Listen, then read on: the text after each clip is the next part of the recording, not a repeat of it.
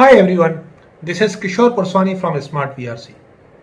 तो आइए चर्चा करते हैं एक और आईपीओ की, विजया डायग्नोस्टिक्स सेंटर लिमिटेड, जो कि खुलने जा रहा है 1 सितंबर को और बंद होगा 3 सितंबर को। तो सबसे पहले, जैसे कि नेम सजेस्ट करता है, ये कंपनी ऑपरेट करती है डायग्नोस्टिक सर्विसेज में। इनकी एक डायग्नोस्टिक चेन्स है। इनके 80 डायग्नोस्टिक सेंटर्स हैं और 11 रेफरेंस लेबोरेटरीज हैं अक्रॉस 13 सिटीज़।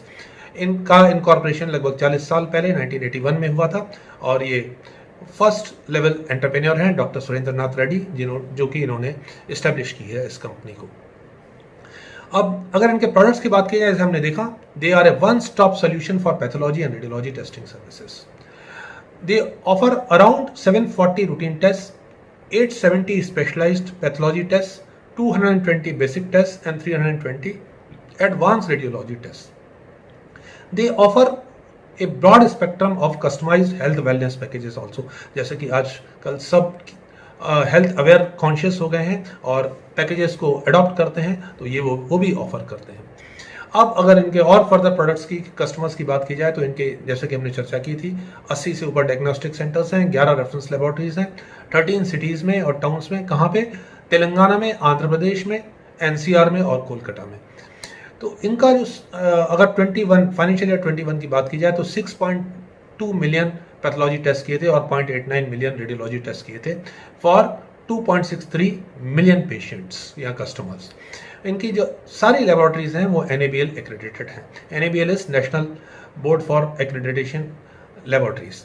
और 3 इनके डायग्नोस्टिक सेंटर्स जो हैं NABH एक्रेडिटेड भी हैं, जो पेशेंट सेफ्टी और क्वालिटी ऑफ केयर के लिए एक्रेडिटेशन मिलता है। अब अगर इनके एसेट्स की बात की जाए तो ये 406 करोड़ जो मार्च 19 में थे, बढ़कर 541 करोड़ हुए हैं। पहले 18% बढ़े मार्च 20 में, फिर 12% बढ़े मार्च 21 में, इस तरह से 541 करोड़ पहुंचे हैं। अब अगर इनके रेवेन्यू और प्रॉफिट आफ्टर टैक्स की बात की जाए, नेट प्रॉफिट की बात की जाए, तो 303 करोड़ से बढ़कर रेवेन्यू 389 करोड़ हुआ है। पहले 17% ग्रो हुआ, फिर 10% ग्रो हुआ। प्रॉफिट 46 करोड़ से बढ़कर 85 करोड़, पहले 35% 63 करोड़ हुआ, फिर 36% 85 करोड़ हुआ। तो प्रॉफिट मार्जिन्स भी काफ़ी अच्छे हैं, 15%, 18% और 22%। ये इनकी परफॉर्मेंस रही है। इनकी एवरेज EPS की बात की जाए तो 6.92 के आसपास है। रिटर्न ऑन नेटवर्थ 23 रुपीज़ के आसपास, 23%, और प्री इशू NAV 38.53 रुपीज़। अभी तक कंपनी ने पिछले 3 साल में कोई डिविडेंड नहीं दिया है। अब इनके कॉम्पिटिटर्स की बात की जाए तो doctor Lal path labs, Metropolis health care इनके कॉम्पिटिटर्स हैं। 85 के पी ट्रेड कर रहे हैं। अगर 27 अगस्त की प्राइस देखें डॉक्टर लाल और मेट्रोपोलिस 57 के पीई पर, और अगर इनकी जो फाइनेंशियल ईयर 21 के बेसिस पे पीई निकालते हैं तो 64 आता है। तो एक एग्रेसिवली प्राइस्ड इशू है। अगर स्ट्रेंथ्स की बात की जाए तो they are an integrated diagnostic service provider, but they have a south centric play. अधिकतर इनके जो सेंटर्स हैं वो साउथ में हैं और most of them are in Hyderabad. They provide affordable one stop solution diagnostic service providers. They have strong technical capabilities, cutting edge diagnostic testing technologies and robust IT infrastructure. ये hub and spoke model पे काम करते हैं, यानी कि एक centre में lab है, सब जगह से स्पेसिमेन कलेक्ट करते हैं, सेंटर में आता है, वहाँ टेस्टिंग होती है, वहाँ से रिपोर्ट्स बनती हैं। और लेबोरेटरीज जैसा हमने देखा एक्रेडिटेड है बाय NABL। इनकी जो टीम है उसमें 74 लेबोरेटरी डॉक्टर्स हैं, 19 फिजिशियंस हैं, 105 रेडियोलॉजिस्ट हैं और 1000 से भी ऊपर वेल ट्रेंड टेक्निकल स्टाफ है। तो इम्प्रेसिव टीम है इनके पास। अब अगर वीकनेस और रिस्क की बात की जाए तो इनका जो बिजनेस है, फाइनेंशियल कंडीशंस हैं, रिजल्ट्स ऑफ ऑपरेशंस हैं, ये कोविड में तो डेफिनेटली सारे पैथोलॉजी लैब्स ने एक अच्छी परफॉर्मेंस दी है, लेकिन आगे चल के ये पेंडेमिक किस रूप का टर्न लेते हैं और क्या इफेक्ट होता है, ये हर बिजनेस के लिए एक चैलेंज है। इनका 96% रेवेन्यू जो है हैदराबाद से आता है, तो ये एक हमेशा चैलेंज रहेगा।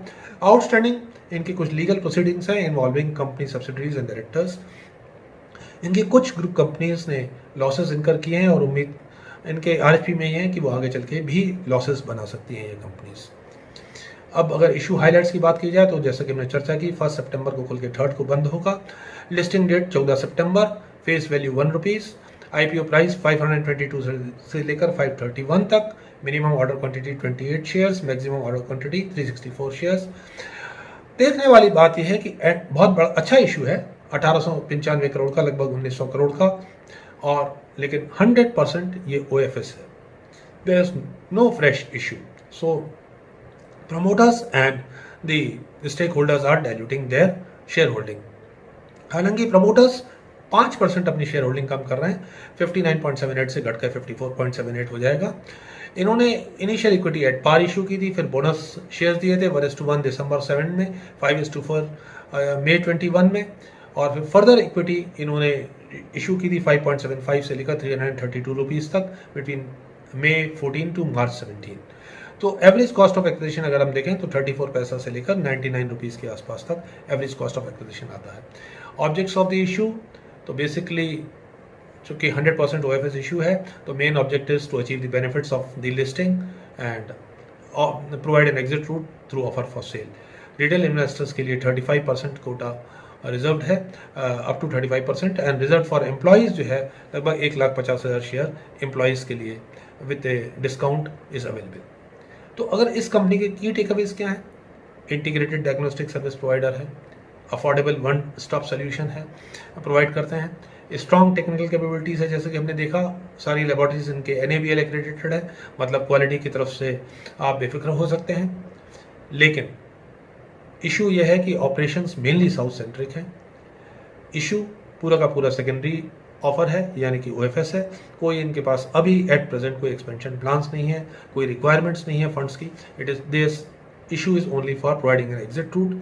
और अगर जैसे कि हमने देखा 64 के PE पे इशू ला रहे हैं, अदर पैरामीटर्स पे भी देख लें तो इशू एग्रेसिवली प्राइस रखता है। और कृष्णा डायग्नोस्टिक्स जो अभी रिसेंटली लिस्ट हुआ था उसकी अगर परफॉर्मेंस देखें तो 954 के आसपास इसकी इशू प्राइस थी, वहीं के उसी के आसपास लिस्ट हुआ था, फिर 10% नीचे भी आया और फिर अभी 950 के आसपास ही ट्रेड कर रहा है। तो एक ये सेंटीमेंट जरूर है जो कि इफेक्ट कर सकता है, तो एक इन्वेस्टर इस इश्यू को तो कम से कम अवॉइड कर सकता है for the time being. Wishing you friends a very happy investing. Thank you very much.